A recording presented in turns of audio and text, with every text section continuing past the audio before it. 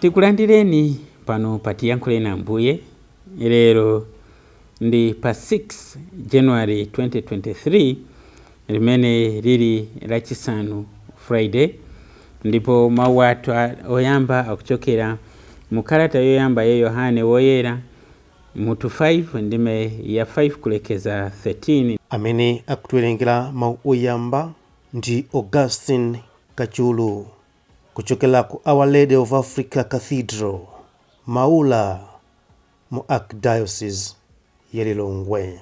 Ndipo utenga wabwino ukuchokera mu mtenga wabwino monga adalembera Marko mutu 1 ndime ya 6 kulekeza 11. Amene akutiwerengera mtenga wabwino komanso kutigawira mawu ndi Reverend Father David Niwagaba, a director Alunta Television.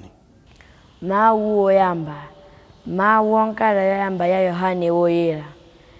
Ndani amagonjesa dziko lapansi, amaligonjesa sewina ayi, koma wokhulupirira kuti Yesu ndi mwana wa Mulungu.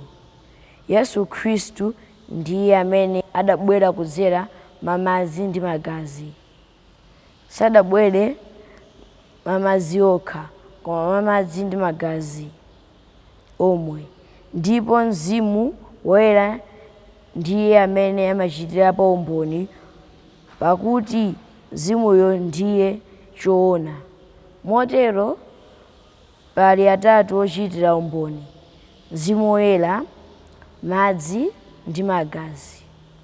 Ndipo atatuwa amavomerezana. Timalandira umboni wa anthu, koma umboni wa Mulungu ndopambana umboni wa anthu. Umboniwo ndi umene Mulungu adachitira mwa mwana wake. Amene amakhulupirira mwana wa Mulungu ali nawo umboni mu mtima mwake. Amene sakhulupirira Mulungu amayesa kuti Mulungu ndi wonama, chifukwa sakhulupirira umboni umene Mulungu adachitira mwana wake. Umboniwo tsono ndi wakuti Mulungu adatipatsa moyo osatha, ndipo moyowo umapezeka mwa mwana wake. Amene ali ndi mwanayo ali nawo moyo. Amene sali ndi mwana wa Mulungu alibe moyo.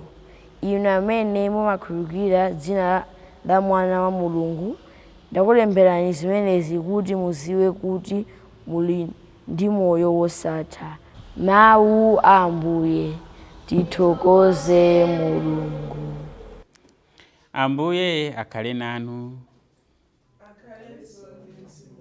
Mawu a mtenga woyera monga adalembera Marko woyera.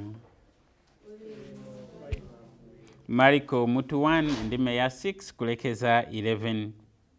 Yohaneyo ankavala zovala za ubweya wa ngamira, ndipo ankamangira lamba wachikopa mchiuno. Chakudya chake chidali dzombe ndi uchi wa mtengo.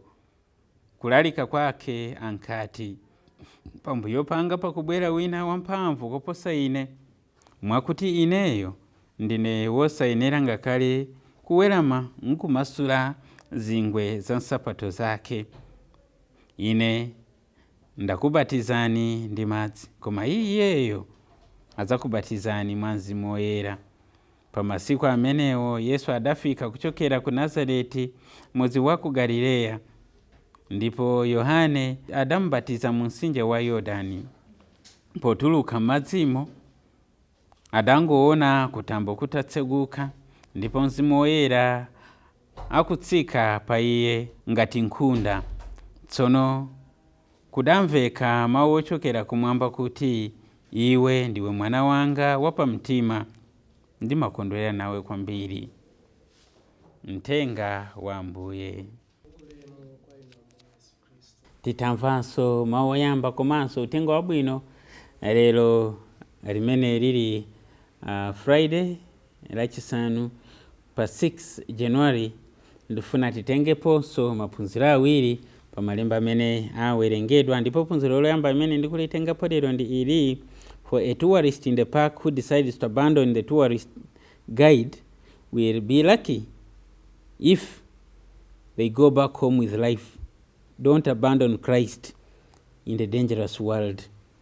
Kwa muntu amene akudusa mu park kapena mu malo amene muli zinyama, ndipo nkuti ayi ndipita ndekha ndine dolo nkuwasiya amene amalondoleza anthu kumadusa mu park, ameneyo akhala ndi mwayi ngati angabwerere kwawo ndi moyo.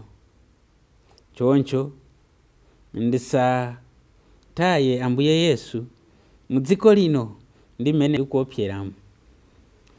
Ndikamva mawu oyamba ndiphunziro limene ndikulitengapo akuti, latisi Yohane akuti, ndani amagonjetsa dziko lapansi? Amaligonjetsa si wina ayi koma wokhulupirira kuti Yesu ndi mwana wa Mulungu. For a tourist in the park who decides to abandon the tourist guide will be lucky if they go back home with life. Don't abandon Christ in the dangerous world. And kamaenda tsiku ndi tsiku ndidziwe mene dziko likuopseramu, ndipo ndizindikire kuti sindingaende pandekha. Atibadwira ali pakati pathu kuti atipulumutse, ndipo wabwera kuzakhala pakati pathu chifukwa afuna atichingirize kwa oyipa ndi zoyipazo. Ndipo ndikamuona kuti ayi ndiwosafunikira, ndiwona mbebe ndithu ndekha, chifukwa dziko ndi lowawa ndipo Satana walusa koposa. Ndana ngati amene masukulu mupano sagonayi mwafusa aziphunzitsi, ndipo ine ndikanakondwa kuti skulu iliyonse tikanayikapo njira yoti at least term iliyonse tizikhala ndi weekend yoti tizikhala ndi mbindikiro ndi anawa azikhala ndi mapemphero, nditu mapemphero olimba kuti azikhala chifupi ndi Mulungu. Inde tikuwapasa nzeru mmutu mukoma zina amakumana nazo ndizofunika Ambuye Yesu kuti aziyenda nditu ali wotetezeka. Kwa inu amene wina wataya basi ine ndikozo kukhalapo ndikozo kuyenda ndekha, zina azimwina ngotinamizapo. Oho mphanga akulu anga taganiza nisoni, chikala kuti Mulungu salipo kwapena palibe bwenzi mpingo utataso.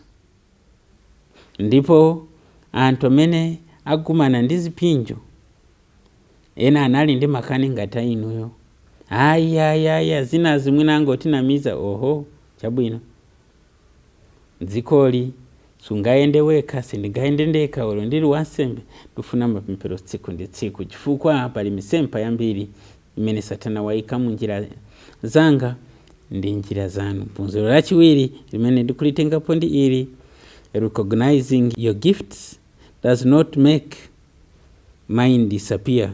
Learn to complement others' gifts.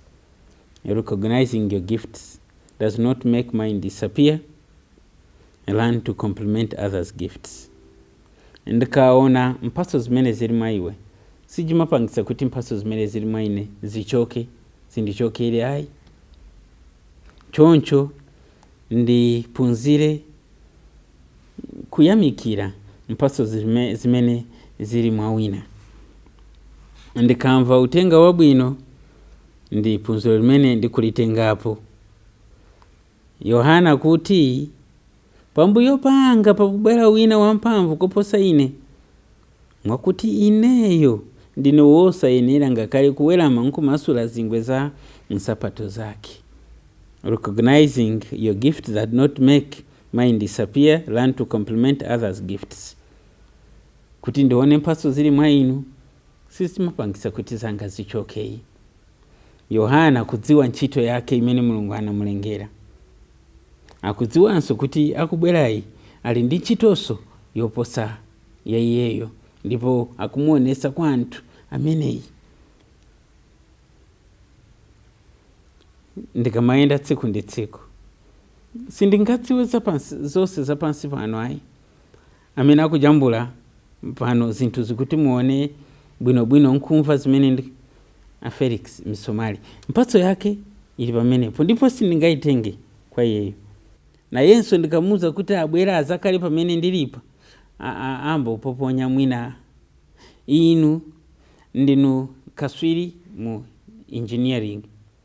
Galimoto ikakaya kuti yavuta mumadziwa kuti sound imeneyi chavuta ndi chakuti. Ine ndingoyendesa nawo. Umadziwa kuti ichi ndi ichi.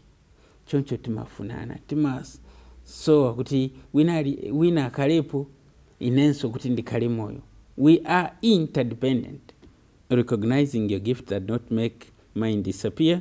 Learn to complement others' gifts. May God give you the grace. May He give me the grace to again live today better than I lived yesterday. Amen.